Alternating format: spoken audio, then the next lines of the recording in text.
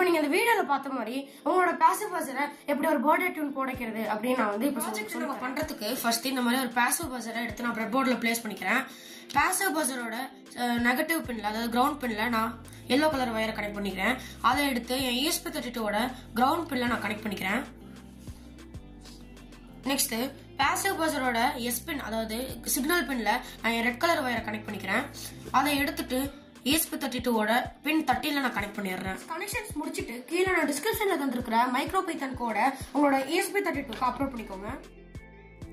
அவ்வளவுதான் ஃப்ரெண்ட்ஸ், நம்மளோட passive buzzer நம்ம சூப்பரா ப்ரோக்ராம் பண்ணியாச்சு. இப்போ ஒன்ஸ் நீங்க இந்த கோட அப்லோட் பண்ணோன்னே நீங்க பண்ண கனெக்ஷன்ஸ் மட்டும் கரெக்டா இருந்துச்சு அப்படின்னா உங்க பஸர் சூப்பரா வந்து ஹாப்பி பர்த்டே டியூனா ப்ளே பண்ண ஆரம்பிச்சிடும். தேங்க்யூ ஃபார் வாட்சிங் திஸ் வீடியோ.